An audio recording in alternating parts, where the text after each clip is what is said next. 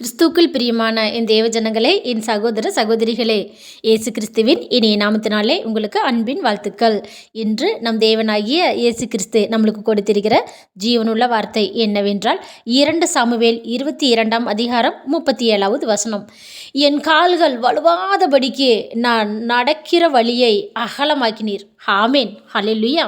பிரியமானவர்களே, இன்றைக்கி உங்களை பார்த்தாங்க சொல்கிறாங்க, நீங்கள் குறுகலான பாதையில் பயணித்து கொண்டு இருக்கிறீங்களா? அப்பா சொல்கிறாருங்க, நீங்கள் அப்படி பாதையில் நீங்கள் பயணம் பண்ணிங்கன்னா இனி நீங்கள் விழுந்துருவீங்க. போதும், இனி நான் உன்னுடைய பாதையை அகலமாக்க போகிறேன், உன் கூடாரத்தை விசாலமாக்க போகிறேன். பிரியமானவர்களே, நீங்கள் சிறிய தொழில் செய்து கொண்டு என்ன செய்யலாம் என்று யோசித்து கொண்டிருக்கிறீங்களா? கவலைப்படாதீங்க, இனிமேல் உங்களுடைய தொழில் விரிவாக போகுதுங்க.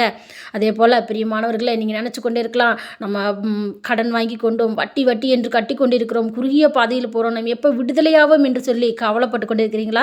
கவலையே படாதீங்க. உங்கள் கடன் அடைக்கிறதுக்கு ஏசப்பா இன்றைக்கி உங்களுக்கு வழியை சொல்லியிருக்கிறாருங்க. அதனால் நீங்கள் அகலமான பாதையில் நடக்க போகிறீங்க. உங்களுடைய வீடு சின்ன வீடாக இருக்குதுங்களா? கவலையே படாதீங்க. ஏசப்பா உங்களுக்கு பெரிய வீட்டை கொடுத்து உங்களை ஆசீர்வதிக்க போகிறார். வாடகை வீட்டில் இருக்கீங்களா? இனி உங்களுக்கு சொந்த வீடு கிடைக்க போகுதுங்க. அதனால் நீங்கள் எதை குறித்தும் கவலைப்படாதீங்க, சந்தோஷமாக இருங்க. இன்றைக்கி ஏசப்பா உங்களை பார்த்தாங்க சொல்கிறாங்க, எதை குறித்தும் கவலையே படாதீங்க. கர்த்தர் உங்களை ஆசீர்வதிப்பார். ஹல்லேலூயா. ஆமென். ஸ்தோத்திரம்.